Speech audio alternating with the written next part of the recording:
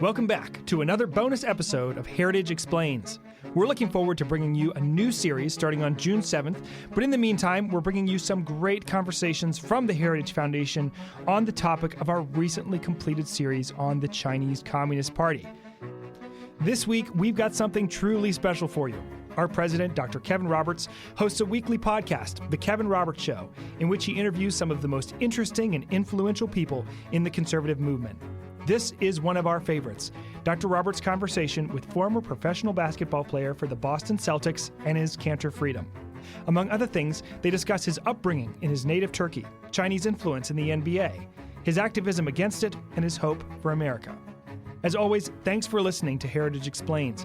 If you've got any feedback, send it our way at heritageexplains@heritage.org. And we hope you enjoyed this conversation with Enes Kanter Freedom. Welcome back to the Kevin Roberts Show. You are used to my visiting with friends who might be elected officials. Some of them, like me, might run other conservative policy organizations. We don't always get the opportunity to have someone who is a professional basketball player and, in addition to that, a human rights advocate. It is such a treat to sit here with one of my new friends in the nation's capital, Enes Kanter Freedom. You know, as a lifelong Celtics fan, that's fun. But far more important than that, all kidding aside, what Enes does for human rights around the world is really courageous. And I am so glad you're here because Heritage will always stand with you with your courage. I appreciate that. No, thank you guys so much for having me. I appreciate that. You're a busy guy. You travel the country, you travel the world, and you made time for this. You're going to make time at any point that Heritage wants to help you with your platform. And on behalf of the millions of people who benefit from your work, thank you. I appreciate that. That was a very nice opening speech. So, no more speeches for me. Okay. This is all about you. I just want to start with your story. I'm familiar with it. I know many, if not most, in the audience are familiar with it. But one of the things we try to do on this show, Enes, whether it's you as the guest or someone who's a U.S. senator or a governor, is get at why they're motivated to do what they do. Right. And you've got a really important thing that you're doing with human rights. So why? You know, I will just start with my childhood, actually. Everything started with a promise. So I'm not sure how much you guys know what's happening in the Middle East, especially in some of the countries. So I remember growing up in Turkey. It was a very difficult time for my country. And so if you are a politician, a lawmaker, a president, or whoever, you know, prime minister, if you want to be elected again, you do two things. You attack America and you attack Israel. So I remember growing up, you know, it was all over the TV, right? About propaganda against the West, against Israel, towards Jewish people, towards Christian people. So I remember I'm 9 years old. I went downstairs to play with my friends, which they're 9 years old too. The reason I'm giving these numbers because I just want you to see how crazy it is. So I went downstairs and what I saw, it shocked me so bad. I still remember. I went downstairs and my friends were burning flags. They were burning American flags. They were burning Israeli flags. And they were actually breaking crosses. So I asked one of my friends, I was like, what are you guys doing? They was like, well, that's what we seen on TV. The Americans are evil. The Jewish people are devil. The Christians are whatever, bad people. And I was so shocked. So they gave me a flag and a lighter to burn it. So I took it. I looked at it. For some reason, I just got so scared. So I threw it down. I ran upstairs to my mom. I was like, Mom, my friends are telling me to burn flags. They're telling me American peoples are evil. Jewish people are devil. Christians are horrible people. What do I do? My mom said, I'm not going to tell you what to do, but do not hate anyone before you meet them. So that day, I give a promise to my mom. I'm not going to hate anyone. I don't care how good, how bad, or whatever I see on TV. So 8 years later, when I'm 17 years old, my dad sent me to America to get my education and play basketball at the same time. And I landed for the first time. I'm so excited, but at the same time, I'm so nervous. I just don't know what to expect, So I remember having a conversation with my teammates for the first time, and they told me, oh, let us take you to a mosque and let us get you some halal food. And I promise you, I turned around and left the locker room. Yeah, because I just didn't know what to expect. And I remember going to my first Shabbat dinner. And one of my friends invited me, which I did not know she was Jewish, but I would not maybe have become friends with her because of what I've seen. So first, obviously, I said no. Then I remember the promise that I gave to my mom. I was like, okay, you know what? I'm coming. So I called one of my Turkish friends who lives in America. I was like, if you don't hear from me for the next 2 hours, I promise you, call the police. I'm going to this address. So that day, it was a beautiful Shabbat dinner. I had an amazing time. I was like, the food is the same. The music is the same. Everything is the same. So I'm like, why this fight? So that day, I was like, you know what? I'm going to make every young kid and every youth in the Middle East know that what they are learning, what they grew up in is wrong. And the current, now longtime leadership in your native country of Turkey is a real problem. Big problem. I mean, Turkey plays a very important role in NATO, in Middle East, in Europe. They are a NATO ally, but what's happening over there, it's very sad because Turkey could have been a bridge of Islam and West. But right now, there is no freedom of speech, religion, there is no freedom of expression, movements. It's impossible. So, and just highlight for the audience how that government has responded to your comments. Well, I mean, so till probably my second year, all I cared about was just going out, have fun with my teammates. I'm an NBA player. You were normal. Exactly. I was normal. There you go. So I was just like having fun with my teammates, right? So my third year, there's a corruption scandal happened in Turkey. President Erdogan and some of his family members were involved in it. So, and then after that, he started to go around and putting innocent people in jail who caught him.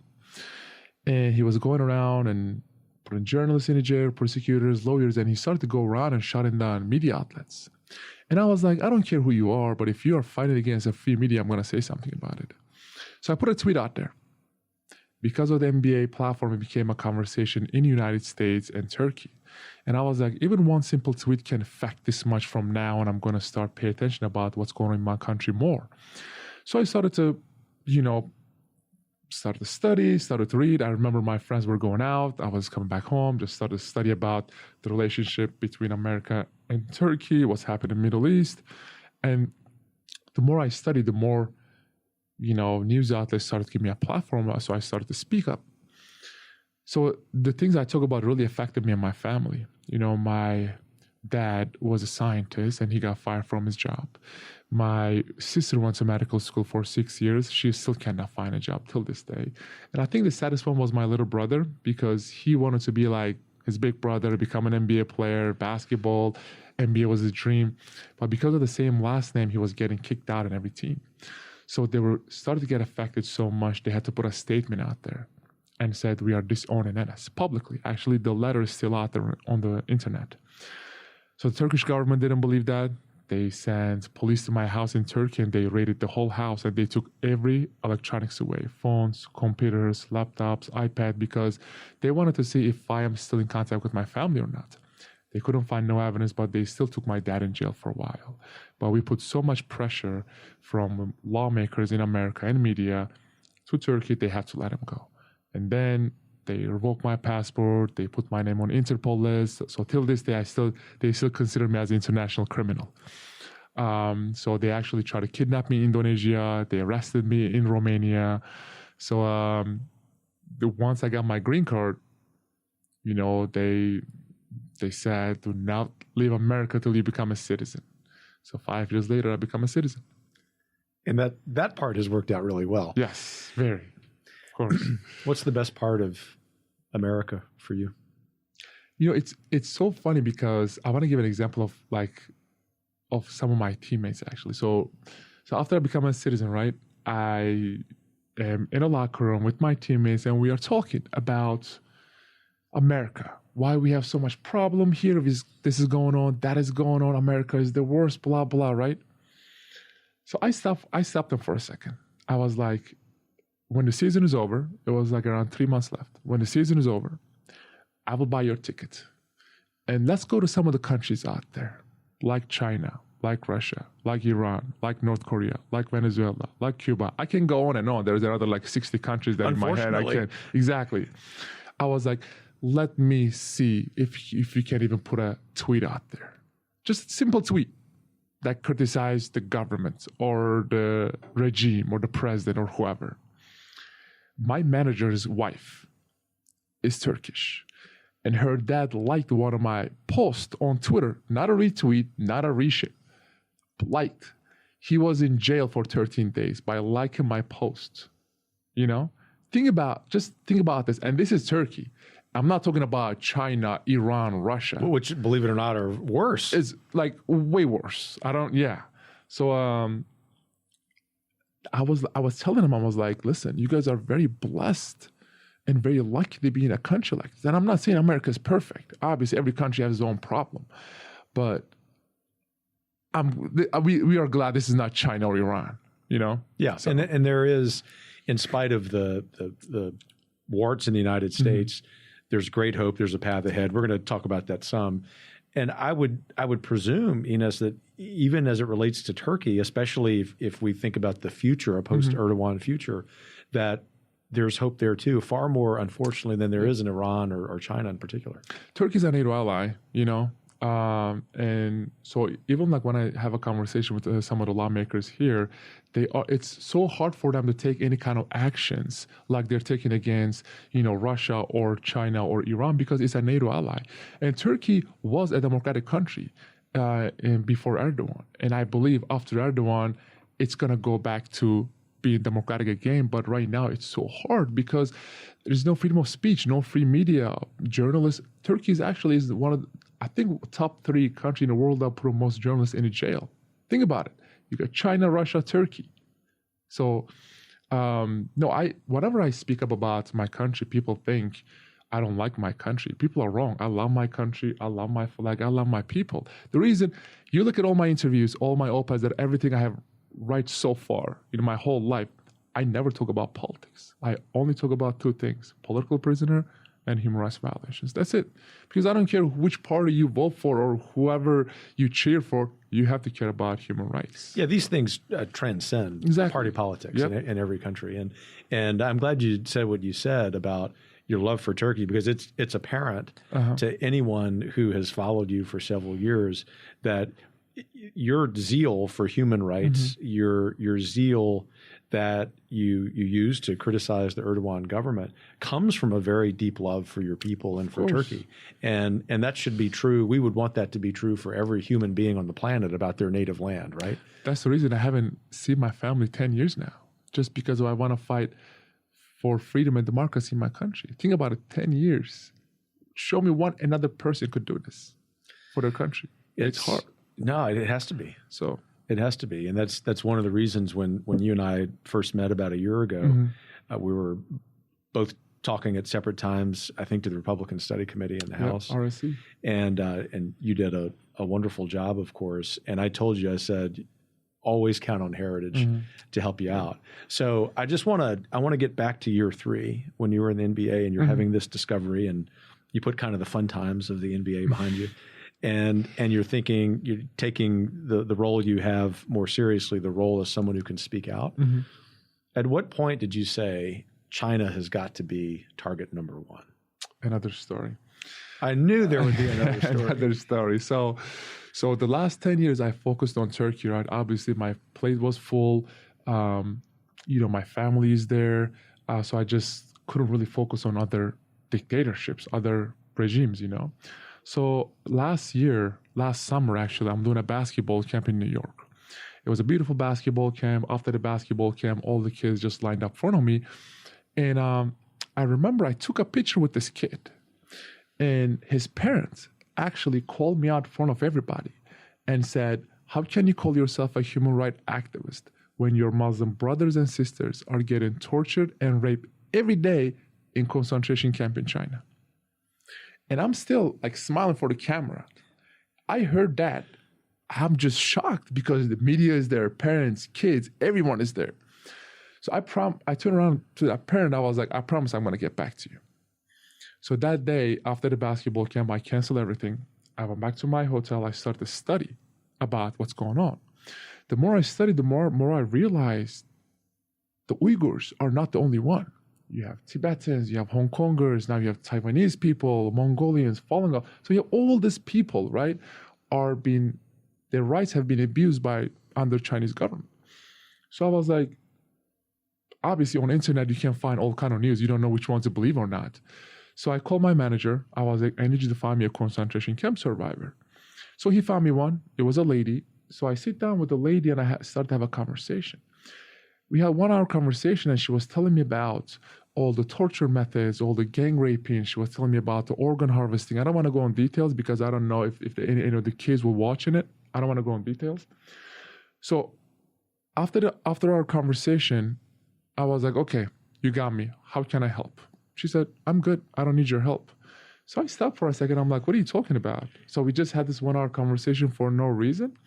She said, I live in America. I'm good here. I'm free here. I can do whatever I want. I can eat wherever I want. I can go wherever I want. Help the other 2-3 million people that lives in concentration camp in China. So at that moment, right, I'm like, oh my God. I was very ashamed with myself. I was like, the last 10 years, I had this huge platform. I could have helped so many other people, but I was, at that moment, I promised myself, okay, now, not only my home country, Turkey, but everywhere else, I'm going to talk about it. I wanted to do it in a very unique way. So when I was a kid, whenever I watched an NBA game, the first thing I was watching was the shoes. Of course. I mean, everyone loves, that's normal too. Who doesn't love shoes, please? So like, I was like looking at the shoes, like, okay, what color it is, what brand, if they're comfortable. The next day I was waking up and telling my dad, please buy those shoes for me. I had this like huge shoe collection when I was a kid. So I was like, let's come up with this like crazy, amazing idea. So let's come up with this shoes, which is non-slave labor shoes, which it was so hard to create it, And let's reach out to these artists around the world who's been oppressed by their governments. And let's tell them to put all the struggles, all the stories, and all the oppressions on the shoes. And we're going to go out there and play basketball in them. Right? Trust me, I looked at it. There was any kind of like rule against it. Because 3 years ago, when we were in the NBA bubble, all these players were putting on their shoes. Black Lives Matter, Breonna Taylor, that whatever their cause was. Exactly. So if that is okay, I hope that mine is okay too. That's a free speech, and mine is a free speech too. So we come up with these ideas. I wanted to do the topic Tibet first because I didn't want people to think, oh, he's Muslim, he only supports Muslims. I was like, you know what, I'm just going to do Tibet. And I grew up as a huge Dalai Lama fan, and I think his message is beautiful. I'm giving you a long answer. No, this is why we have this show. Okay, so don't shorten it. Keep going. Okay. So first game, you're a Celtics fan, right? Think about this. First game is against New York Knicks. The rivalry. This is serious business. Exactly. At Madison Square Garden is opening night for the Knicks. And it's a national TV game. The whole world is watching. Millions of people. I was like, it's a perfect game to do it. The most famous arena. No offense to, Celtics fan, but obviously Madison Square Garden is the most famous arena.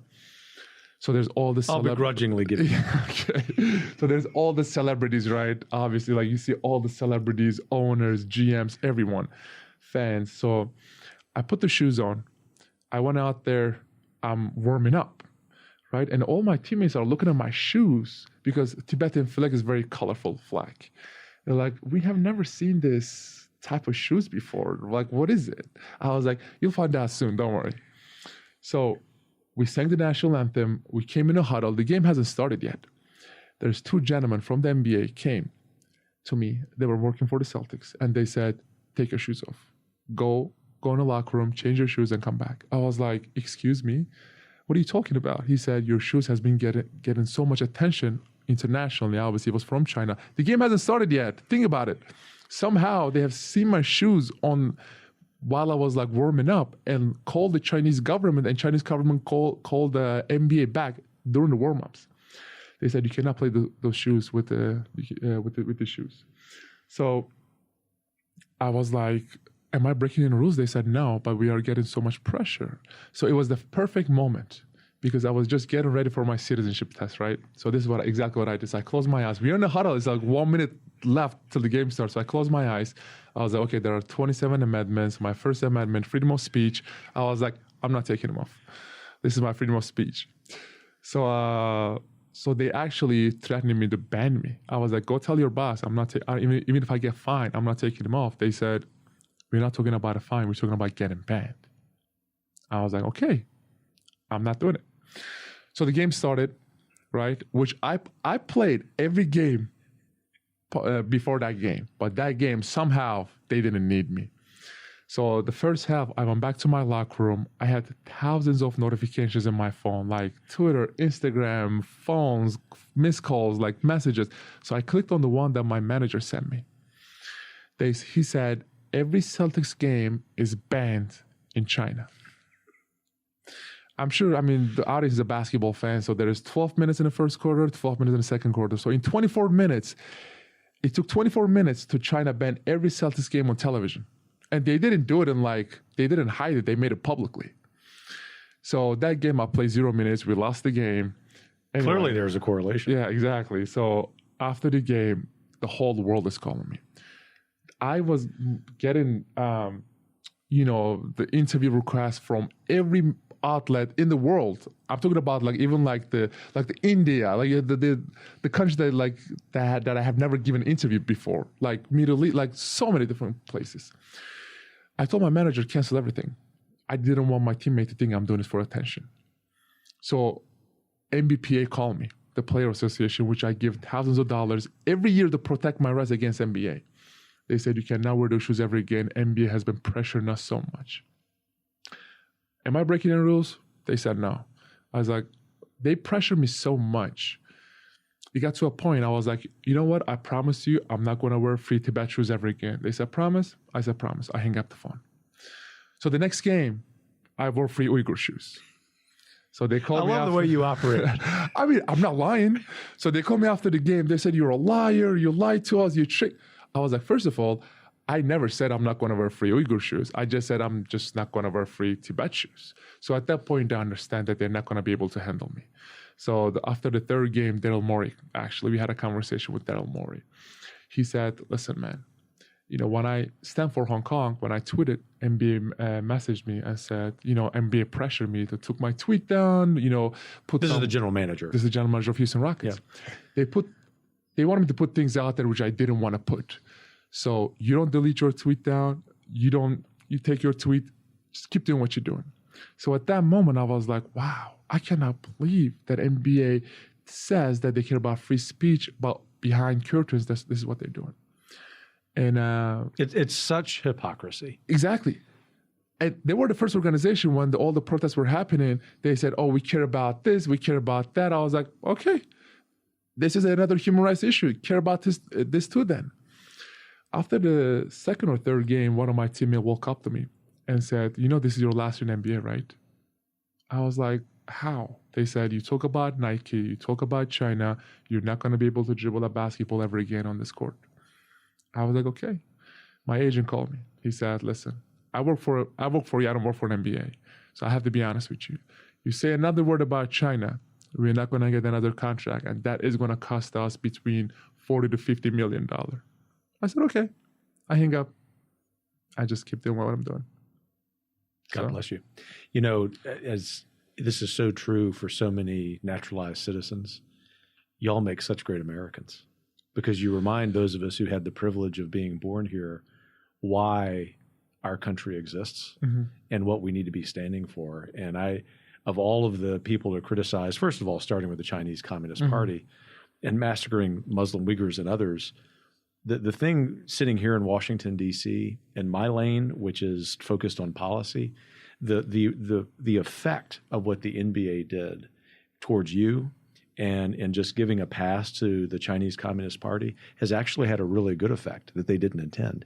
It has motivated not just you, but a lot of policymakers in this city to finally confront China. And that's awesome. And Enes, you initiated that. No, I'm fine. I'm glad finally it's happening. I'm glad finally they're being exposed, because they had to. I mean, look at TikTok, look at NBA, look at Hollywood, look at Wall Street, look at academias, big tech, farmland, and I can just go on and on, So like America has to wake up before it's too late.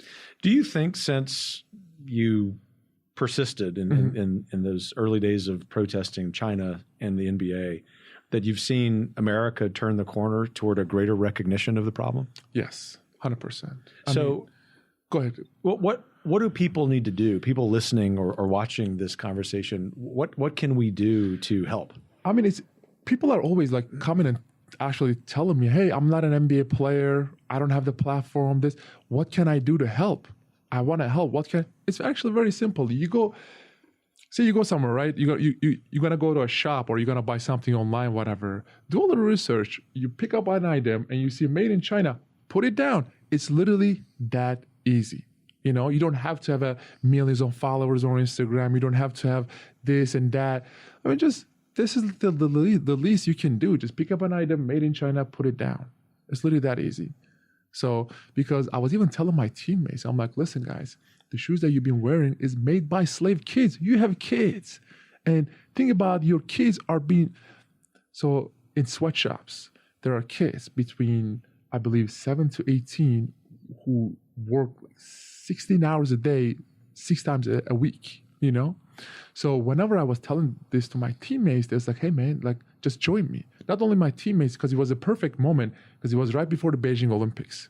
So the whole world is talking about it. So I try to reach out to everyone, NBA, NFL, MLB, MLS, NHL, WWE, actually everyone. Forget about the Olympians. I was like, listen, join me, let's create a movement, let's stand, because this is not political issue. It doesn't matter you're from the right, you're from the left, you're Democrat, you're Republican, who do you vote for? Because this is a human rights issue. It's above politics.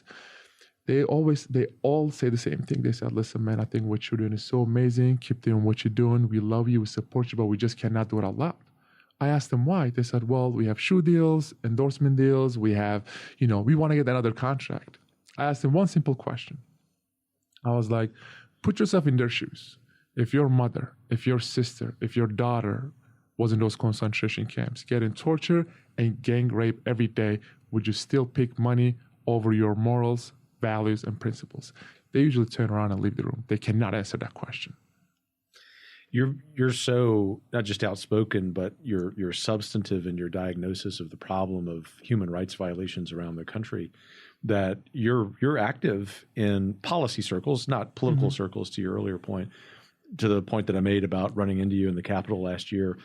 Do you have confidence in American policymakers in both parties? This has got to be a bipartisan effort in order to win. Do you have confidence that in the near term, like in the next year or two, that they are going to pick up this mantle as policymakers and change policy as it relates to China? I mean, I think so, and I hope so, because it is going to be too late when they realize how dangerous the Chinese government is. We have no problem with Chinese people. We love Chinese people. This is about the Chinese Communist Party. Exactly. Right? That's what I'm trying to tell people. This is about Chinese Communist Party. I mean, look, TikTok, right? I was so happy when they invited the CEO of TikTok and they were grilling him, and like they should, because I mean, right now, 150 million people in America is being brainwashed by Chinese Communist Party, especially the kids. So when I heard that, I was like, you know what? I'm gonna buy a second phone, because if you have a phone and if you download TikTok, that means every conversation, every data goes to Chinese Communist Party's computers. So just know that. So I bought a second phone just to download TikTok. So I downloaded TikTok. I started posting things about their human rights abuses. I promise you, in 1 week, they banned me.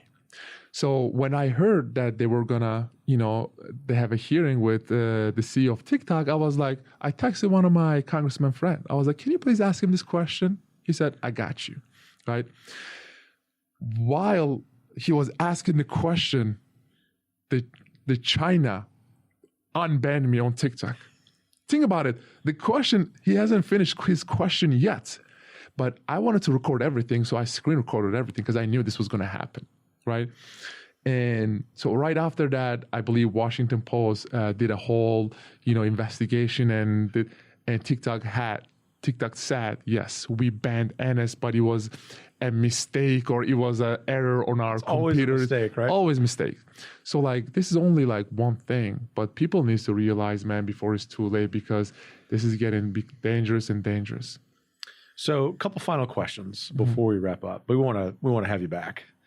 And we'll, no, really, as I told you, you're one of the great American patriots of this generation. How do you keep not just a level head, because you're a calm guy, but you've got this natural optimism in spite of a lot of people criticizing you. I want people in the audience to be inspired to have your courage. And a lot of people don't want to do that because they're afraid of the risks. What's the lesson? What advice do you give them? I think the one lesson that we all need to get each other, I think the one thing that I always live by is, it doesn't matter what your religion is, your skin color, your culture, whatever you believe in, or your background. The most important thing in life is leave your differences on the table and trying to find what we have in common. Because we only have one world to live. Till one of those crazy billionaires find another planet, this world is what we have. So we have to make this world better together. Because if not, then, this is our home.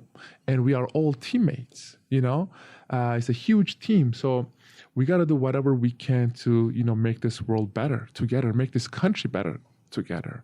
By not selling our country to China's Communist Party, which is the biggest threat in our world right now. I mean, look, what is the latest? Now, look at NATO, and now all the dictatorships are aligning. They just had the BRICS. I'm sure you know the BRICS: Brazil, Russia, Iran, China, and South Africa. And I'm sure so many other dictatorships are going to join them. So we have to wake up before it's too late. Like I said again, this is a bipartisan issue. This is above politics, because China is trying to invade America from the inside, because they know they're not strong enough. They're not strong enough to invade America from the outside. By taking over, Wall Street, farmland, academias, big tech, NBA, Hollywood, giving billions of dollars to these people or companies or CEOs. I ask one simple question to our audience. When Russia was invading Ukraine, all these CEOs, companies, everyone pulled up their business with Russia, right?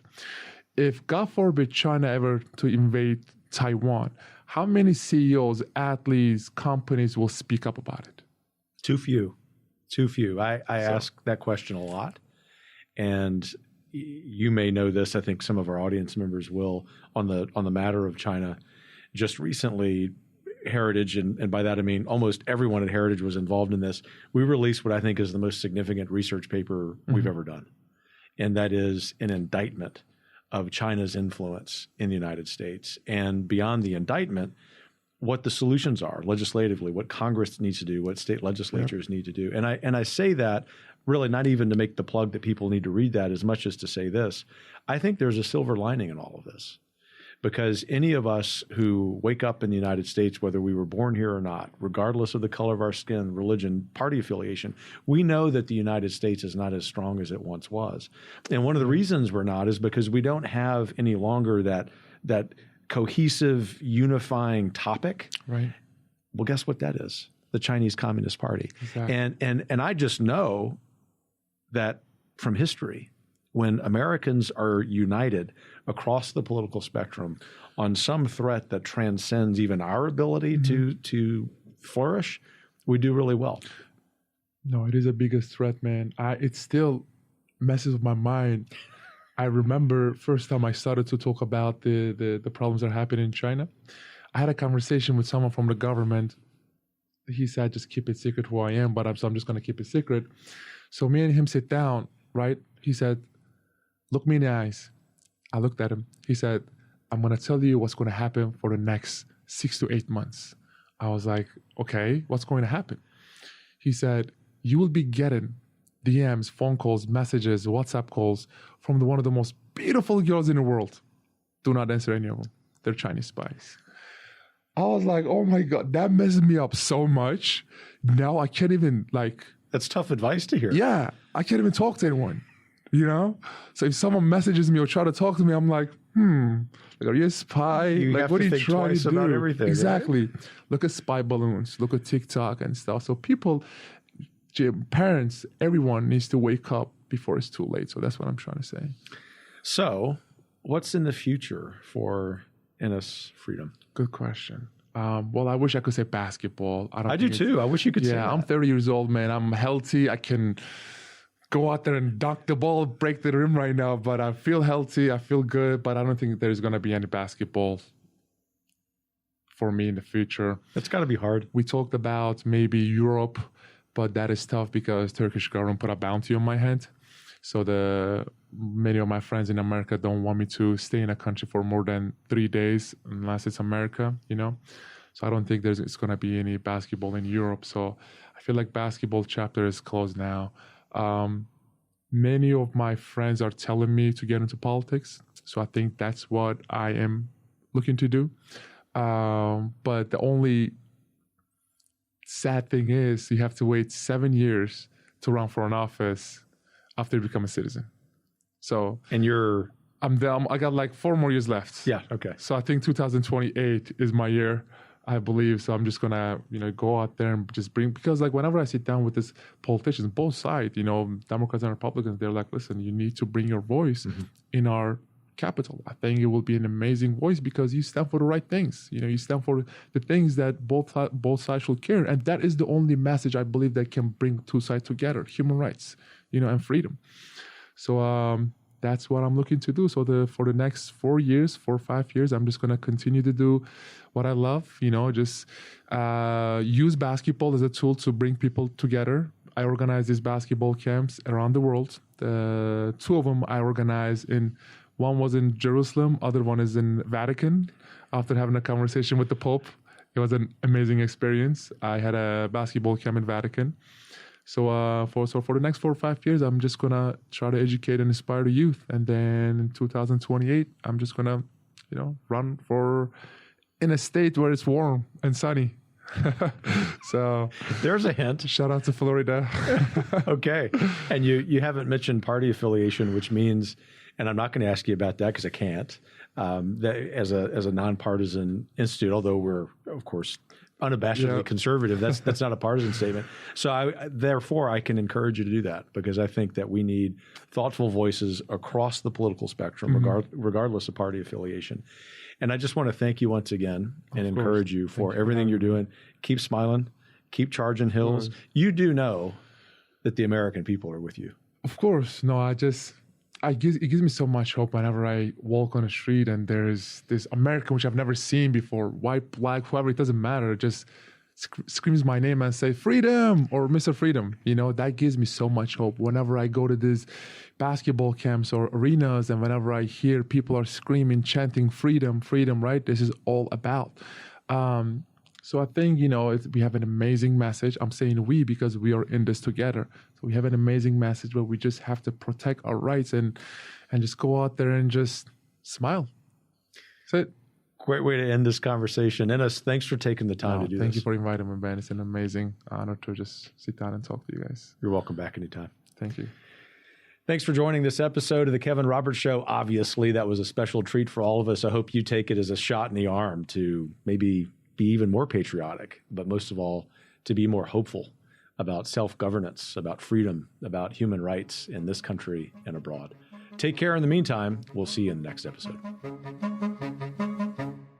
Heritage Explains is brought to you by more than 500,000 members of the Heritage Foundation. It's written and produced by Mark Guiney, Lauren Evans, and John Popp. Production assistance by Alexa Walker and Jeff Smith. Special thanks to Dr. Kevin Roberts.